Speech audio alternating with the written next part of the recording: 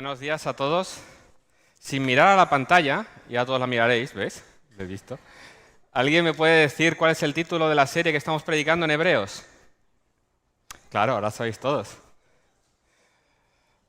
La idea es, se nos está grabando en la mente a la hora de ir recorriendo la epístola a los Hebreos, esta idea que el autor nos está queriendo dejar grabada, que es que Jesús es mayor que todas las cosas.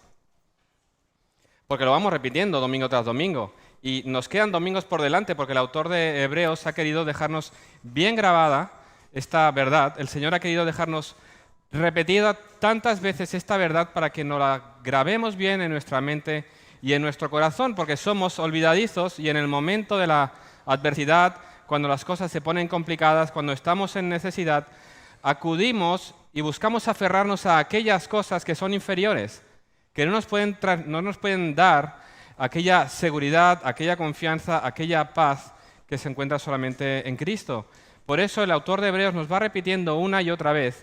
Él era intencional en su audiencia original, como hemos ido viendo, de grabar estas cosas porque escribía una audiencia de cristianos de origen judío que estaban planteándose si regresar, como decíamos, al judaísmo, aquellas ceremonias y rituales en los que ellos se encontraban seguros, porque ahora, por causa de su nueva fe, estaban siendo perseguidos, estaban siendo torturados, estaban sufriendo, estaban siendo rechazados, y ellos estaban en un momento de duda, en un momento delicado, y ellos estaban planteándose regresar a lo antiguo, y el autor de Hebreos les está diciendo, ¿para qué regresar a aquello que no es más que sombra de lo que ha venido, que es Cristo? Y por eso está mostrando constantemente la superioridad de Jesús sobre todo aquello que estos hombres y mujeres podían tener en su mente, que son todas aquellas ceremonias, rituales y personas del antiguo pacto en los cuales ellos conocían bien, y diciendo, Cristo es mayor que todo ello. Eso es lo que hemos ido viendo a lo largo de esta carta hasta el día de hoy. El autor de Hebreos nos ha presentado a Jesús como la palabra final, última de Dios a los hombres. Hemos visto cómo nos ha mostrado la superioridad de Jesús sobre los ángeles. Aquella audiencia original tenía en muy alta estima a los ángeles, incluso algunos podían pensar que quizás Jesús era un ángel de orden superior. Y el autor de Hebreos está diciendo, Jesús es el soberano, los ángeles están a sus pies, son sus ministros, son sus sirvientes. Jesús es superior a los ángeles. Luego ha ido y ha tratado acerca de una persona en quien tenían muy alta estima. ¿Cómo no? Moisés. Moisés, el mensajero de Dios por excelencia en el antiguo pacto. Ahora Jesús es considerado superior a Moisés en su persona y en su obra. Moisés, nos dice el autor de esta carta, fue un fiel siervo en la casa de Dios, pero Jesús era el Hijo en la casa de Dios. Por lo tanto, vemos esa énfasis en mostrar la superioridad de Jesús sobre todos aquellos elementos del antiguo pacto que no eran más que sombras de aquella realidad última que es Cristo. Y ahora, a partir del capítulo 4, aunque ya lo ha mencionado anteriormente, va a mostrarnos la superioridad de Jesús sobre Aarón, es decir, sobre aquel que representa el sumo sacerdocio en el antiguo pacto. ¿Y qué nos va a decir? Que Jesús es el gran sumo sacerdote, el mayor de ellos y el último de ellos. Lo leíamos hace unas semanas al final del capítulo 4, donde el autor nos dice que tenemos un gran sumo sacerdote que traspasó los cielos. Ahora está sentado a la diestra del Padre. ¿Quién es ese sumo sacerdote, ese gran sumo? Jesús, el Hijo de Dios. Un sumo sacerdote que nos dice el autor que puede compadecerse de nuestras debilidades, que fue tentado en todo según nuestra semejanza, pero fue sin pecado.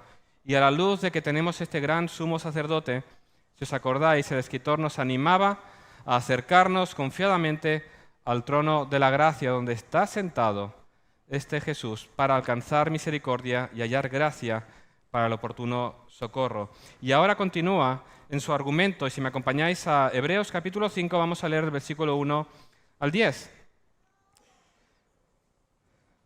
Porque todo sumo sacerdote tomado de entre los hombres es constituido a favor de los hombres en lo que a Dios se refiere, para que presente ofrendas y sacrificios por los pecados, para que se muestre paciente con los ignorantes y extraviados, puesto que Él también está rodeado de debilidad.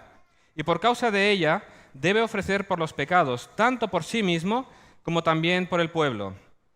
Y nadie toma para sí esta honra, sino el que es llamado por Dios, como lo fue a Aarón. Así tampoco Cristo se glorificó a sí mismo haciéndose sumo sacerdote, sino el que le dijo: Tú eres mi hijo, yo te he engendrado hoy, como también dice en otro lugar: Tú eres sacerdote para siempre según el orden de Melquisedec. Y Cristo, en los días de su carne, ofreciendo ruegos y súplicas con gran clamor y lágrimas al que le podía librar de la muerte, fue oído a causa de su temor reverente, y aunque era hijo, por lo que padeció, aprendió la obediencia, y habiendo sido perfeccionado, vino a ser autor de eterna salvación para todos los que le obedecen, y fue declarado por Dios sumo sacerdote según el orden de Melquisedec.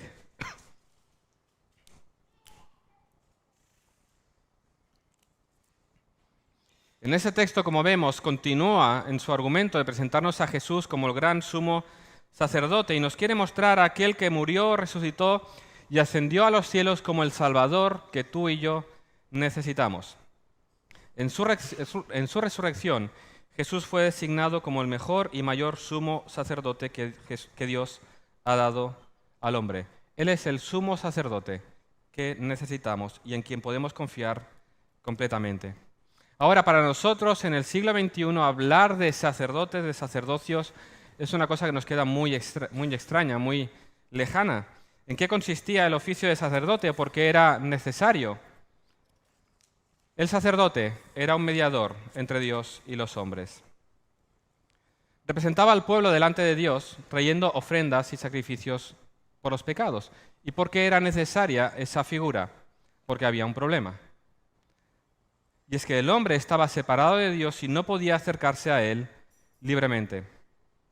El sacerdocio fue instituido por Dios mismo, por su gracia, por causa del pecado del hombre.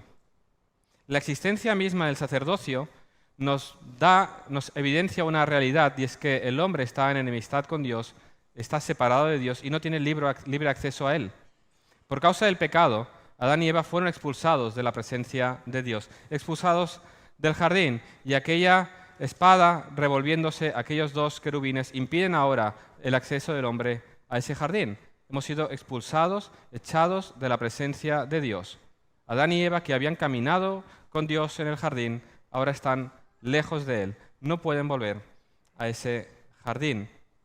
Esa es la evidencia que se ve a lo largo de todo el relato cuando vamos caminando en los libros del Pentateuco. Vemos en el desierto cómo después de ser librados de Egipto por Dios, en esa obra maravillosa y poderosa de salvación, en ese camino a Sinaí, cuando llegan al monte, ¿cuál es la advertencia que reciben? No os acerquéis a este monte. Aquel monte Sinaí, donde la presencia de Dios iba a descender. En aquel monte que retumbaba delante de ellos con truenos, con relámpagos, donde una densa nube había descendido, aquel monte donde salía un fuerte sonido de trompeta, aquella visión del monte humeante, aquella visión les paralizó. Y Israel fue claro, lo tuvo claro: no podemos acercarnos, necesitamos a alguien que medie entre Dios y nosotros. ¿Y qué hicieron? Moisés, ves tú y luego nos cuentas. Reconocieron la necesidad de un mediador. Ellos no podían acercarse por su propia cuenta a ese monte, caerían fulminados instantáneamente. Esa misma verdad queda evidente a lo largo del desarrollo de la historia bíblica. Vemos en el tabernáculo y en el templo la presencia de Dios detrás de un velo. El pueblo no tiene acceso a Dios, a la presencia de Dios, de manera libre. Dios instituyó en el desierto el oficio del sacerdote, del sumo sacerdote, escogiendo a Aarón para que él y su descendencia llevaran a cabo esa tarea. Ellos podían venir delante de la presencia de Dios una vez al año, en el día de la expiación, trayendo esa ofrenda, ese sacrificio por los pecados del pueblo. Aquel lugar, el lugar santísimo, detrás de aquel velo, con aquel arca que representaba el trono de Dios en la tierra, era inaccesible para el pueblo. Pero Dios instituyó una manera a través del mediador, instituyó una manera, por medio del sacerdocio, de presentar esos sacrificios para venir delante de la presencia de Dios y procurar ese perdón. Solamente una vez al año le era permitido al sumo sacerdote entrar en ese lugar santísimo, presentar ese sacrificio para expiación del pecado, y eso año tras año. Y la realidad es que había sacrificios diariamente por los pecados del pueblo, pero un día era ese día de la expiación especial en el que el sumo sacerdote ofrecía aquel becerro como sacrificio por el pecado del pueblo. En eso consistía la religión del Antiguo Pacto, esos sacrificios que día a día recordaban al pueblo la necesidad del derramamiento de sangre para el perdón de los pecados. Ese velo que les recordaba constantemente de que la presencia de Dios estaba lejos de ellos, no podían acceder por su propia cuenta. Actos repetidos diariamente, anualmente, por medio de ese sacerdocio. Y ahora el escritor de esta carta nos presenta a Jesús como el gran sumo sacerdote, el último de ellos y el mayor de ellos. Y a partir de ahora va a ir desarrollando ese concepto de Jesús como el sumo sacerdote desde este capítulo 5 hasta el capítulo 7, mostrándonos, como decía, Jesús como mayor. Fijaros cómo empieza el capítulo 5. Porque todo sumo sacerdote tomado entre los hombres es constituido a favor de los hombres en lo que a Dios se refiere, como hemos leído, para que presente ofrendas y sacrificios por los pecados, para que se muestre paciente con los ignorantes y extraviados, puesto que Él también está rodeado de debilidad, y por causa de ella debe ofrecer por los pecados, tanto por sí mismo como por también el pueblo. Ese sumo sacerdote debía ofrecer primero sacrificios por sí mismo. Ahora, ¿cómo termina todo ese desarrollo del autor de Hebreos acerca de Jesús como el gran sumo sacerdote? Acompañadme al capítulo 7, versículos 26 al 28.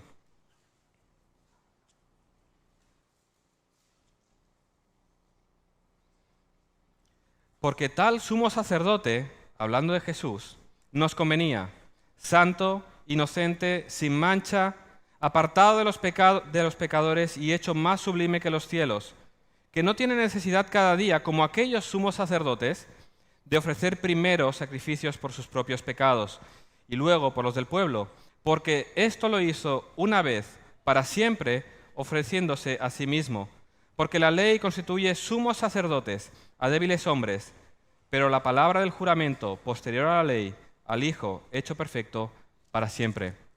¿Veis cómo está encerrado entre el capítulo 5, versículo 1 y capítulo 7, versículos 26-28, ese desarrollo de Jesús como sumo sacerdote para mostrarnos que este es el sumo sacerdote que a ti y a mí nos convenía?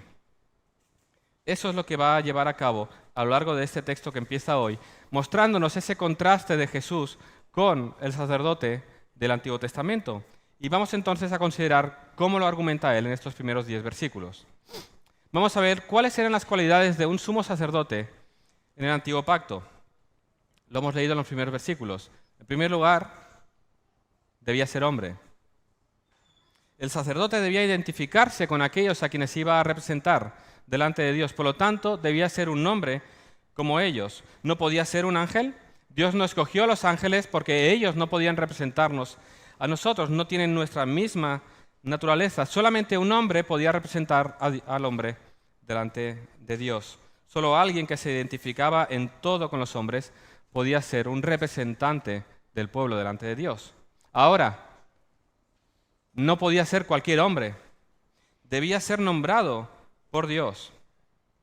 Como decía antes, el sacerdocio es una concesión divina, no algo que merecemos. Por lo tanto, no nos corresponde a nosotros organizarlo o establecer quién puede participar de ese sacerdocio. Es Dios quien tiene la autoridad para indicar quién puede ejercer ese oficio. Así fue constituido.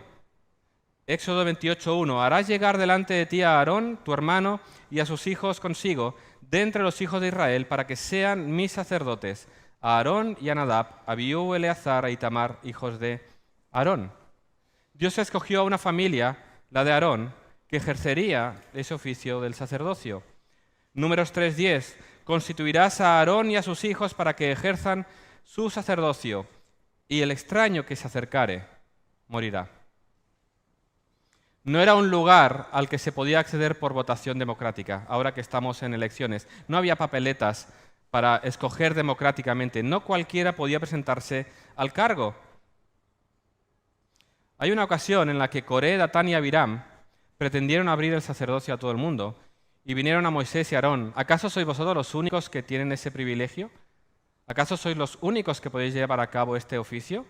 Ellos pretendieron abrir ese puesto a cualquiera que se quisiera postular al cargo.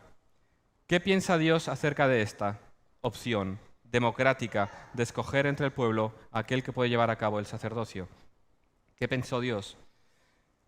Por causa de esta petición de Coré, que es una rebelión, Dios hizo que la tierra se abriera debajo de ellos y se los tragara a ellos, a sus casas, todos los hombres de Coré y todos sus bienes.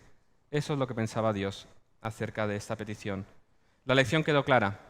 Nadie puede tomar para sí ese honor, sino que lo recibe cuando es llamado por Dios. Dios es quien determina quién podía ser, no por elección popular, no por ambición personal de la persona, no porque uno reuniera esas cualidades de carisma, de oratoria, de santidad.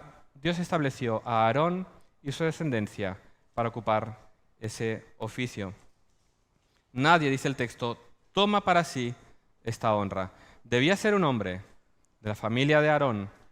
Debía ministrar a favor de los hombres. Es un ministerio que Dios instituyó para el favor de los hombres, no para sí mismo, sino para el bien común del pueblo.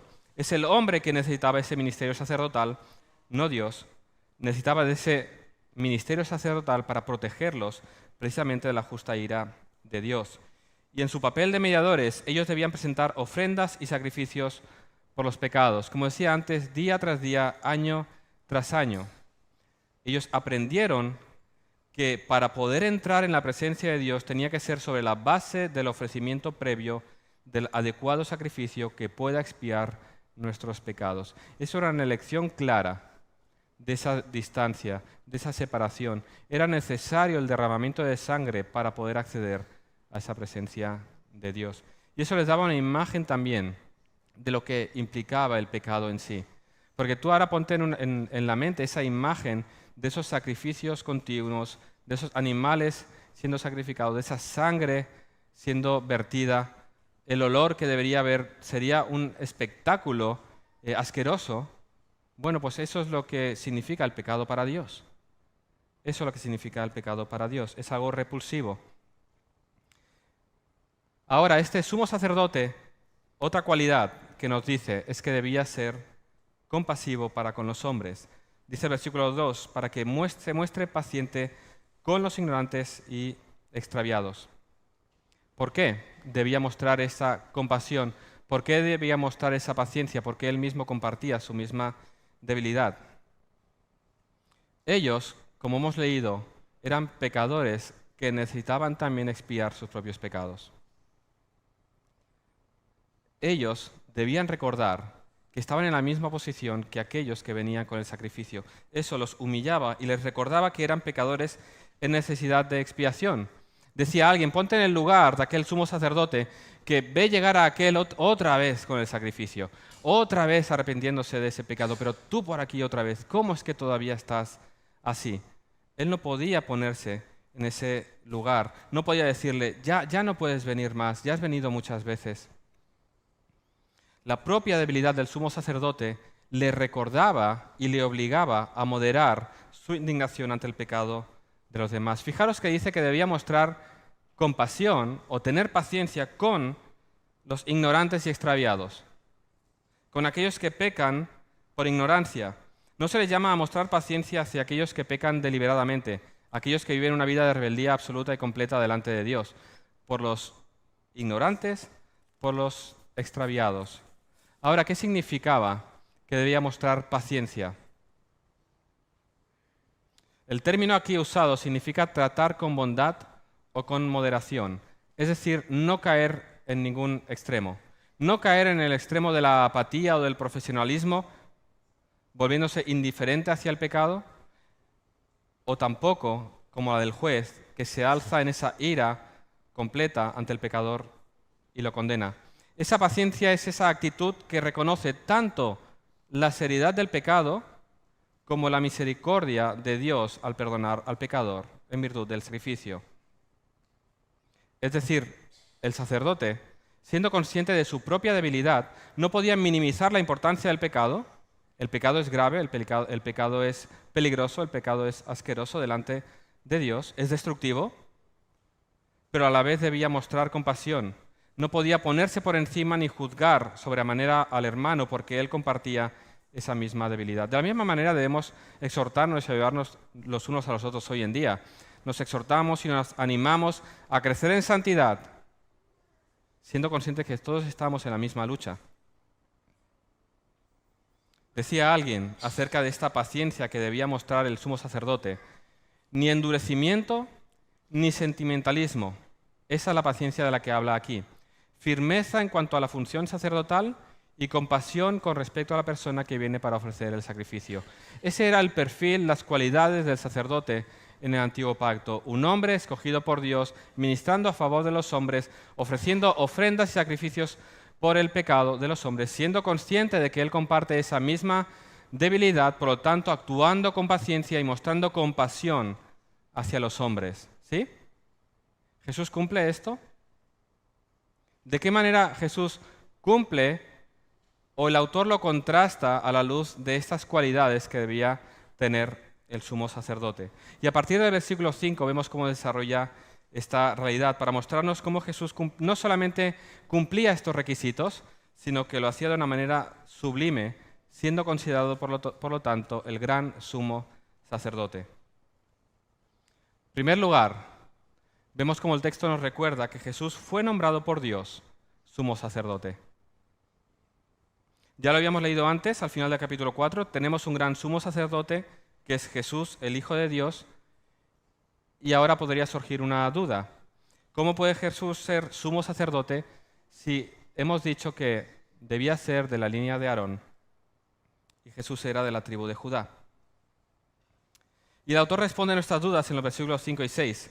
Allí leemos: así tampoco Cristo se glorificó a sí mismo haciéndose sumo sacerdote, sino el que le dijo, y entonces cita dos textos del Antiguo Testamento: tú eres mi hijo, yo te he engendrado hoy, del Salmo 2, y tú eres sacerdote para siempre según el orden de Melquisedec.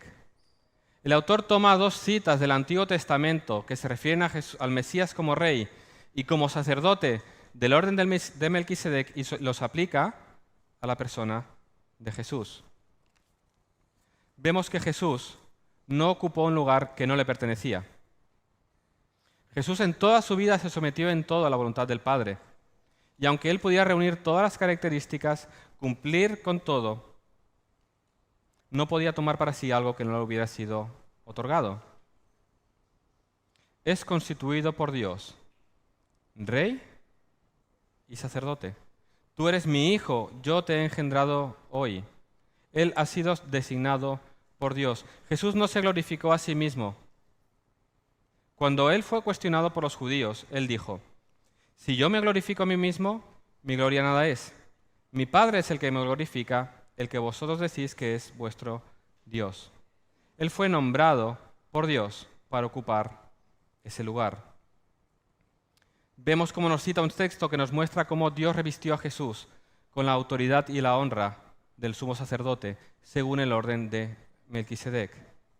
Y no vamos a entrar al detalle de qué implica o qué significa esto, porque ya en el capítulo 7 vamos a desarrollar ese sacerdocio de Melquisedec al detalle, porque se dedica a todo ese capítulo. Solamente destacar 4 puntos. Melquisedec es un rey y sacerdote que vivió en el tiempo de Abraham. No se sabe de dónde viene, pero se nos presenta como el rey de Salem, la que más tarde sería Jerusalén. Era sacerdote del Dios verdadero, y vemos a Abraham brindándole a él esas ofrendas. Por lo tanto, se considera ese sacerdocio de Melquisedec superior al sacerdocio de Aarón. Es un sacerdocio anterior. Es un sacerdocio que se nos dice en las Escrituras que es perpetuo. Por lo tanto, el orden del sacerdocio era superior. Por lo tanto, el sacerdocio de Jesús no solamente es legítimo, sino que es superior al de Aarón. Jesús es sacerdote según el orden de Melquisedec, nos dice el texto. Así que Jesús fue nombrado por Dios como rey y como sacerdote. Llevó a cabo estos dos oficios. Fijaros de qué manera Jesús es superior, porque Melquisedec era rey, Aarón no. Y el sacerdocio de Melquisedec era perpetuo y el de Aarón fue temporal. Por lo tanto, en primer lugar, Jesús cumple el hecho de haber sido nombrado por Dios para llevar a cabo ese oficio. En segundo lugar, decíamos que el sacerdote tenía que ser tomado de entre los hombres y debía mostrar compasión también para con los hombres. Así lo leemos en el versículo 7. Cristo en los días de su carne, aquí nos está hablando de su encarnación, aquí nos está hablando de su humanidad, ofreciendo ruegos y súplicas con gran clamor y lágrimas al que le podía librar de la muerte, fue oído a causa de su temor reverente. Y aunque era hijo, por lo que padeció aprendió la obediencia, y habiendo sido perfeccionado, vino a ser autor de eterna salvación para todos los que le obedecen. Ahora leemos esto y de repente surgen unas dudas, unas preguntas. ¿Cristo pidió ser librado de la muerte? ¿Jesús tuvo que aprender algo que no sabía? ¿Jesús tenía que ser perfeccionado? Esto lo vamos a ir desarrollando a lo largo de este sermón, pero vamos a ir parte por parte. En primer lugar, nos muestra la humanidad de Jesús. En los días de su carne nos habla del tiempo de su encarnación, cuando el Dios eterno dejó su gloria en los cielos, se hizo hombre y vino a habitar en medio de nosotros. Él fue un hombre como tú y como yo. Él se encarnó. En los días de su carne nos indican ese tiempo en el que Él vino y vivió en medio de nosotros. Por lo tanto, el sacerdote debía identificarse con aquel pueblo que iba a representar. Cristo se identificó con nosotros haciéndose hombre. Por lo tanto, podía ser nuestro representante delante de Dios. Él tenía que haber sido hecho como nosotros. Eso lo vimos anteriormente en el capítulo 2, versículo 17. Nos dice que Jesús debía ser en todo semejante a sus hermanos para venir a ser misericordioso y fiel sumo sacerdote en lo que a Dios se refiere para expiar los pecados del pueblo. Sin la encarnación, Él no podía representarnos ante Dios el Padre. Por mucho que nos amara, por mucho que en su omnisciencia Él conociera todas nuestras circunstancias, no podría ser nuestro representante si no era uno como nosotros. Y aquí decía alguien, vemos la extraordinaria condescendencia, misericordia y sentido de justicia de nuestro Dios. ¿No tenía por qué salvarnos? ¿No tenía por qué proveernos un sumo sacerdote? ¿Podía haber nombrado a un ángel para ser nuestro abogado? Pero quiso nombrar a alguien que fuese igual a sí mismo en dignidad e igual a nosotros en quebranto, a fin de que nadie jamás pudiese cuestionar la legitimidad de nuestro representante. El Dios eterno se encarnó, se hizo como uno de nosotros, porque de esa manera podía representarnos delante del Padre. Ahora, esa identificación de Jesús no se limitó solamente a tomar forma humana, sino que vemos que el sumo sacerdote debía mostrar compasión para con los suyos, el del antiguo pacto, porque él compartía sus mismas debilidades. ¿De qué manera Jesús puede mostrar esa compasión para con nosotros que estamos en sufrimiento y en quebranto? No es porque Él compartiera nuestra debilidad, porque Él fue en el sentido de pecador, Él fue sin pecado, Él no estaba al mismo nivel que los hombres, en ese sentido, porque Él era Dios mismo hecho hombre. Él puede compadecerse de nosotros, leemos, porque conoce nuestro sufrimiento. La mejor manera de mostrar la compasión o aprender la compasión es experimentar en propia carne lo que otro está sufriendo. Así nos sucede cuando alguien está pasando por una enfermedad. Aquel que ha pasado por aquella enfermedad comprende mejor que tú lo que está pasando. Yo puedo entender teóricamente el dolor que implica ser diagnosticado y tratado de cáncer, pero solo alguien que ha pasado por el diagnóstico, la quimio, las operaciones, puede entender a aquel que está pasando por ello, porque lo ha experimentado en sus propias carnes. El sufrimiento al escuchar el diagnóstico, el dolor físico al ser tratado, esa preocupación, Él lo ha experimentado en su propia carne y puede mostrar compasión de una manera mejor que aquel que solo lo conoce de manera teórica. Así fue con Jesús. Él sufrió nuestra debilidad física. Él experimentó el hambre, la sed, el cansancio, el frío, el dolor, la burla, la humillación, la traición de tus amigos, el abandono, el rechazo, la soledad, la tortura, la muerte de un amigo muy querido. Jesús experimentó todo eso en su propia carne. Nunca nadie podrá decirle a Jesús, tú no entiendes por lo que yo estoy pasando.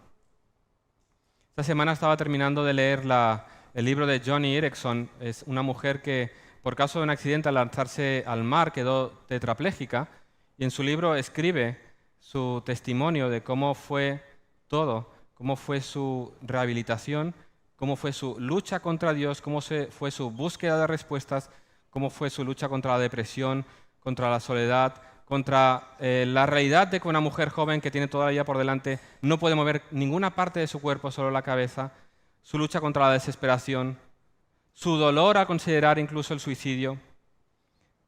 Ella describe toda esa búsqueda de un porqué. Ella describe su lucha contra Dios, ella describe su búsqueda de soluciones aparte de Dios, buscando muchos filósofos y otras religiones que le ayuden a entender el porqué de su situación, dándose cuenta de que en todas partes, en toda filosofía, no encontraba más que carga y sufrimiento, no encontraba nada que le diera paz. Y un día regresó a las Escrituras animada por una mujer, y entonces empezó a leer las Escrituras, dice, de otra manera.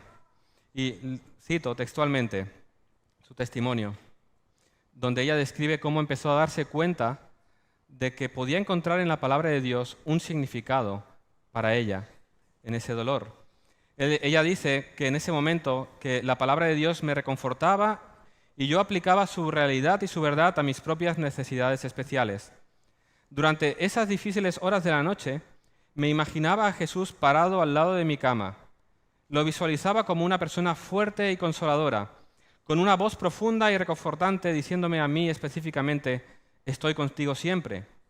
Si te amé suficientemente como para morir por ti, ¿no te parece que sé cuál es la mejor manera de guiar tu vida, aunque esto signifique que quedes paralítica? Ella decía que lo real de la Escritura era que Él estaba ahora conmigo. Ese era todo el consuelo que necesitaba. Y dice, descubrí que el Señor Jesús bien podía simpatizar con mi situación. Recordad que ella estaba tumbada en una cama, completamente inmóvil, solo podía mover la cabeza, la boca, no podía mover brazos, no podía mover piernas, estaba totalmente inmovilizada. Y ella dice, en esas horas terribles y agónicas sobre la cruz, esperando la muerte, Jesús quedó inmovilizado, desamparado y paralizado. Jesús supo muy bien lo que era no poder moverse, no poder rascarse la nariz, acomodar el cuerpo, secarse los ojos. Estuvo paralizado sobre la cruz, no podía mover brazos ni piernas. Cristo sabía exactamente cómo me sentía yo. Y esa es la conclusión a la que ella llega. Tenemos un sumo sacerdote que puede compadecerse de nuestras debilidades, uno que fue tentado en todo según nuestra semejanza, pero sin pecado. Ese es nuestro maravilloso sumo sacerdote designado por Dios a nuestro favor. Uno que conoce tu sufrimiento, uno que puede mostrar compasión, que muestra compasión para con nosotros, porque Él ha experimentado en su propia vida. Él aprendió, leemos, por lo que padeció. Él aprendió obediencia. No porque Él no tuviera todo el conocimiento, Él es omnisciente, sino porque aunque era libre de pecado, la lucha de Jesús contra la tentación fue real y su sufrimiento físico fue verdadero. Él aprendió a través de lo que sufrió. Él aprendió el significado completo del costo de la obediencia hasta la muerte. Decía alguien que Jesús se graduó en la escuela del sufrimiento. Su sufrimiento fue real. Y no solamente ese sufrimiento físico, sino que leemos que Él, ofreciendo ruegos y súplicas con gran clamor y lágrimas al que le podía librar de la muerte, fue oído a causa de su temor reverente. Todos los comentaristas están de acuerdo en que este texto describe el dolor, la agonía, el sufrimiento de Cristo en el huerto de Getsemaní, cuando está orando, siendo consciente de lo que venía por delante. No tanto que también el sufrimiento físico, porque fue verdadero, fue profundo.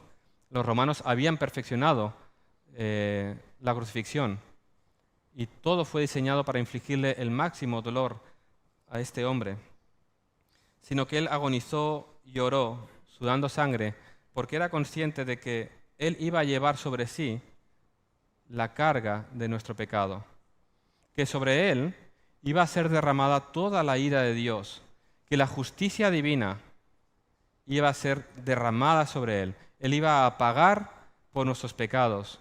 Él no iba a traer un cordero para ser sacrificado, él iba a sacrificarse a sí mismo, dando su vida en rescate por nosotros. Esa era la agonía, fueron las súplicas, esa fue su oración. Ahora, la pregunta que nos surge es, porque dice el texto, ¿Jesús oró para ser librado de la muerte en ese huerto? Nos suena extraño porque precisamente Jesús había venido para eso, para dar su vida en rescate de muchos. Podemos entender lo que nos dice si nos fijamos en qué manera fue respondida esta petición de Jesús, porque sabemos que Él no fue librado de la muerte, porque Él murió en aquella cruz. Hay quien intenta explicar este texto diciendo que en ocasiones Dios responde a nuestras oraciones de una manera diferente a como nosotros pedimos, ¿verdad? Él puede pedir ser librado de la muerte y en todo ese proceso Él terminó diciendo, pero que no se haga mi voluntad sino la tuya. Y eso puede ser una buena explicación. Muchas veces lo hemos hablado cuando hablamos de la oración, nosotros pedimos y en el proceso en que estamos orando, pidiendo al Señor, Él nos responde de una manera mucho mayor de lo que nosotros podíamos llegar a imaginar.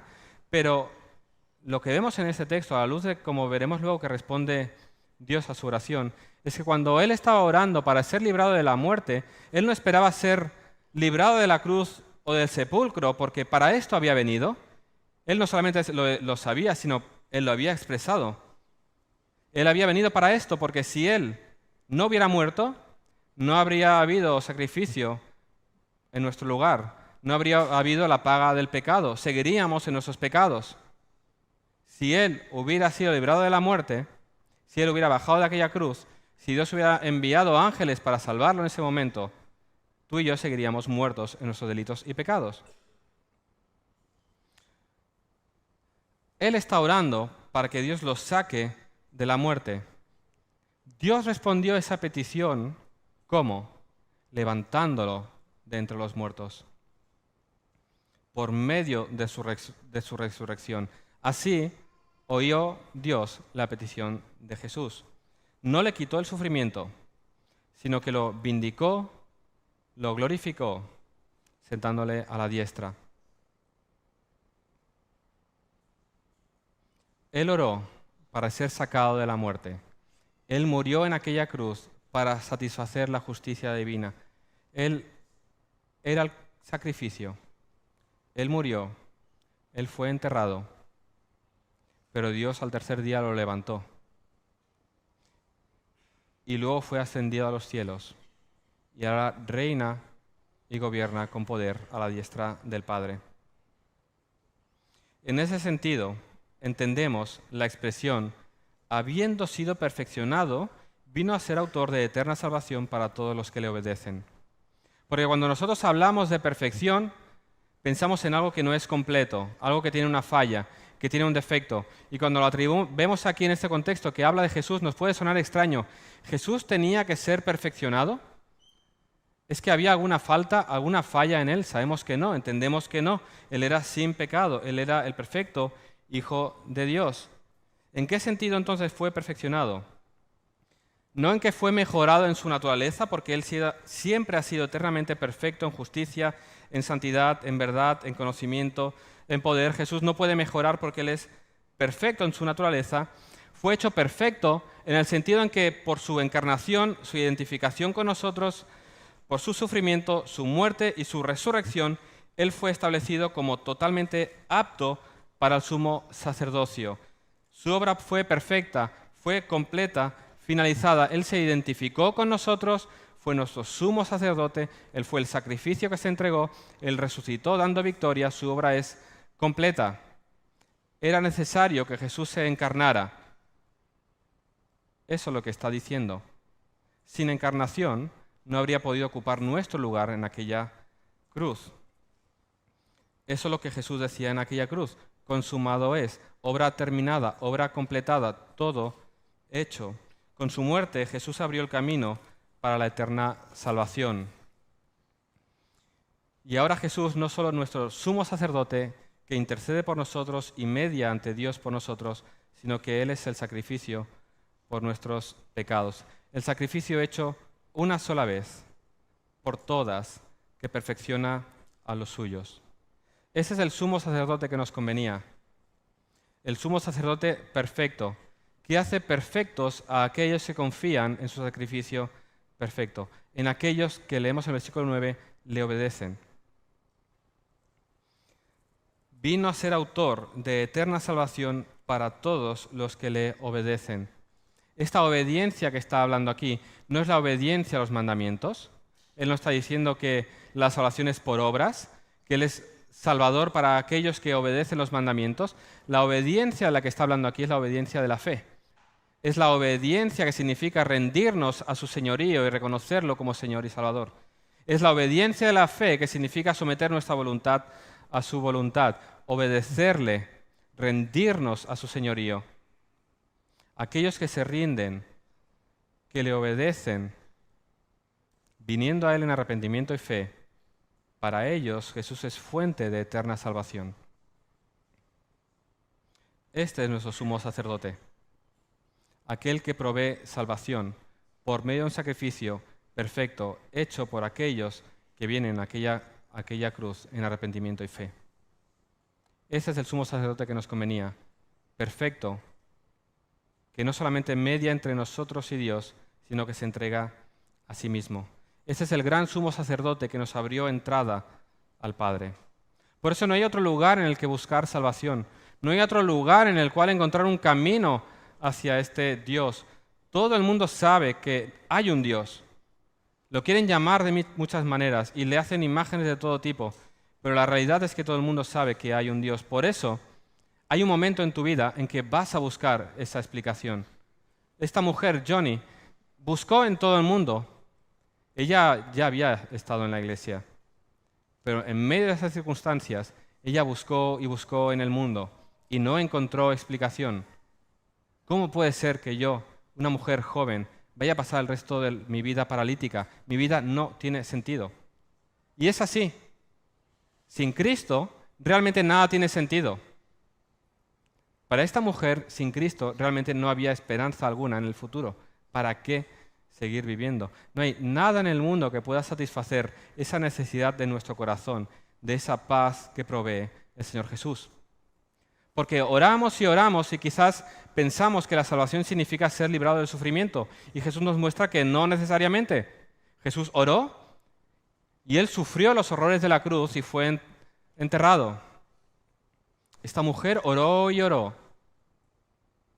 Aún no he llegado al final del libro. Pero esta mujer conoció verdaderamente a este Señor en el cual hay paz verdadera, hay vida verdadera, hay salvación eterna. Solo en Cristo hay salvación. Muchos vienen domingo tras domingo buscando algo, calmar sus conciencias, buscar paz para su alma, buscar un porqué para todas las cosas, buscar respuestas a cómo está el mundo, buscar respuestas a su sufrimiento y prueban si quizás el cristianismo podría ser. La verdad es que solo en Cristo se resuelve el verdadero problema del hombre, que no es la enfermedad, no es la pobreza, no es la falta de trabajo, no es la soledad, es la enemistad con Dios. Y solo en Cristo hay salvación. Él es fuente de eterna salvación para todo aquel que viene delante de Él y reconoce que es un miserable pecador y que necesita perdón. Y acudir a aquel que se entregó por tus pecados para que puedas tener vida. No hay ningún otro lugar en el que el hombre pueda encontrar esa verdadera paz. Este es el gran sumo sacerdote. No hay otro camino para llegar al Padre. No hay ningún otro camino para llegar a hablar con este Dios creador de cielos y tierra delante del cual nos presentaremos todos. No hay ningún otro camino que a través de aquel que abrió el lugar santísimo. Aquel que abrió ese gran velo que separaba el lugar santo del lugar santísimo. Ahora, aquellos que nos hemos rendido, que hemos obedecido a Cristo, tenemos acceso al Padre. Tenemos acceso al lugar santísimo.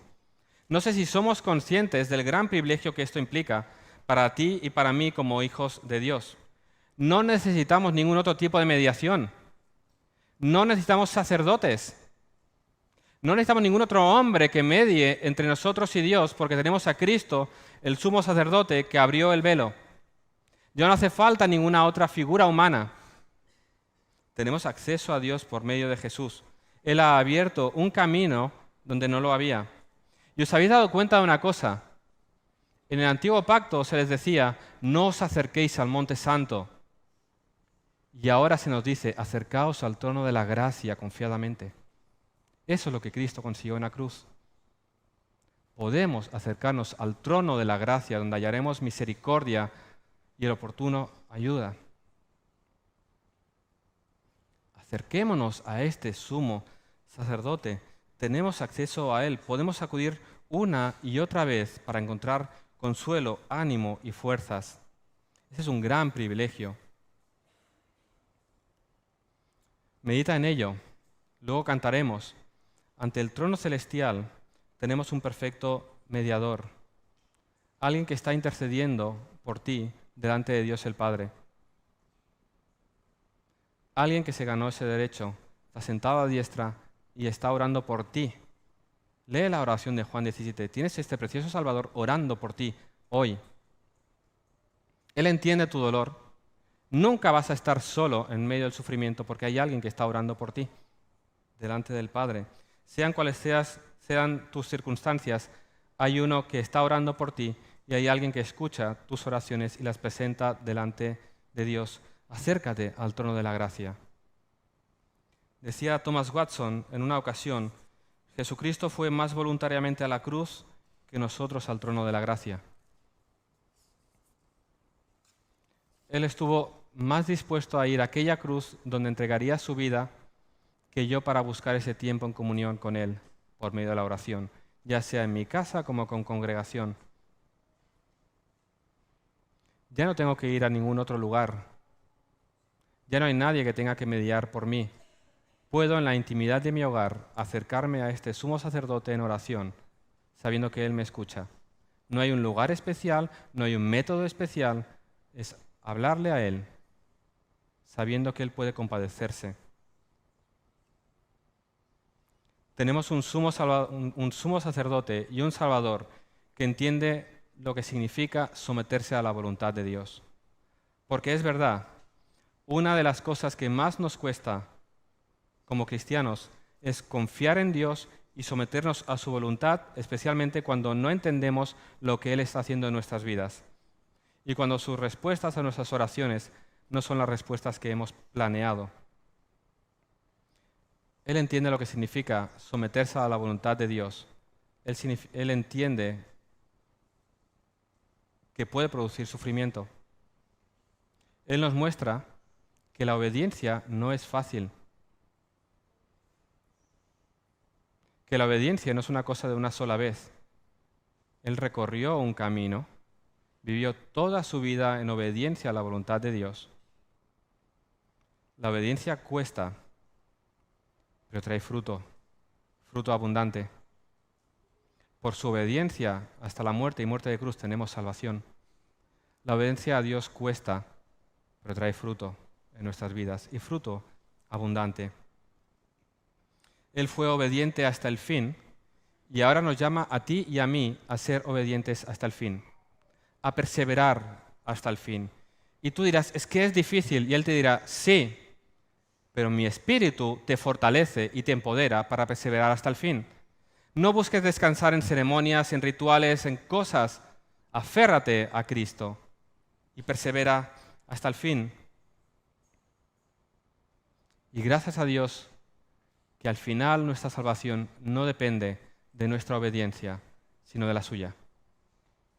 Porque Él vivió esa vida perfecta que tú y yo no podríamos vivir. Porque tú y yo hoy nos podemos animar a ser obedientes, por la realidad de la vida es que va a ser difícil, pero hay uno que no falló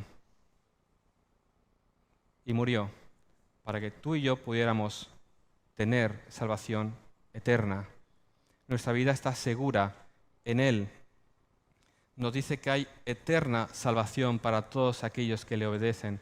Cuando estamos en Cristo, sabemos que nada ni nadie nos puede apartar de su mano, porque nos ha dado vida eterna, porque descansa en sus méritos, descansa en aquel sacrificio perfecto, hecho una vez y por todas. Ahora, mi obediencia no es para pagar nada, es a la luz de esa verdad, de que Cristo ha dado vida eterna a mí.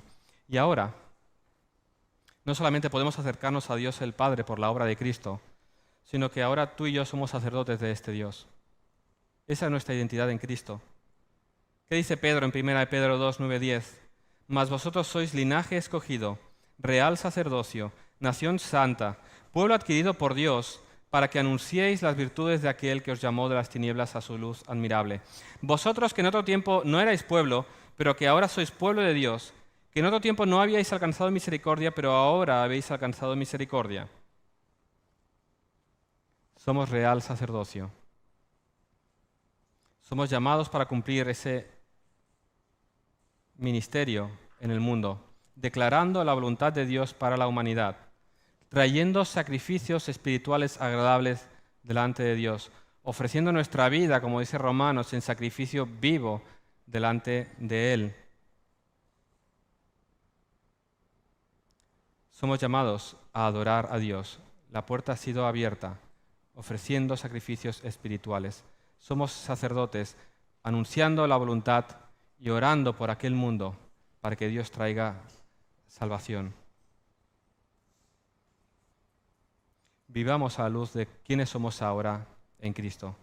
Aférrate a Él, descansa en Él. Esta carta es una carta de ánimo para perseverar hasta el fin y nos recuerda que al final debemos descansar en la persona y la obra de Cristo y vivir en base a lo que somos. Somos sus hijos, somos real sacerdocio, somos nación santa con una misión, adorarle a Él, llevando el Evangelio a todo el mundo. Que nuestra vida sea vivida como ese sacrificio vivo, agradable delante de Dios. Que nuestras vidas sean vividas para la gloria de aquel que nos salvó. Amén. Señor, te damos gracias por esta obra preciosa, perfecta de Cristo en aquella cruz. Te damos gracias, Señor, porque aun sin merecerlo, tú entregaste a tu Hijo en aquella cruz para que muriera en nuestro lugar, sufriendo Él la ira que nosotros debíamos haber padecido, cargando Él con nuestra culpa, el justo muriendo por los injustos. No podemos más que alabarte hoy y por toda la eternidad. Y eso es lo que queremos hacer ya desde hoy, Señor, que nuestras vidas sean vividas para tu gloria, que seamos fieles embajadores tuyos, que anunciemos de esta verdad y esa salvación que se encuentra solamente en Cristo. Gracias, Señor, por esta vida eterna que tenemos en Él. Gracias por esta gracia. Señor, que estas verdades se graben bien en nuestros corazones para que realmente entendamos qué es vivir como tus hijos. Y no podemos más que alabarte, sabiendo que tú estás allí delante del trono intercediendo por nosotros y que en ti nuestras vidas están completamente seguras y guardadas. Gracias, en el nombre de Jesús. Amén.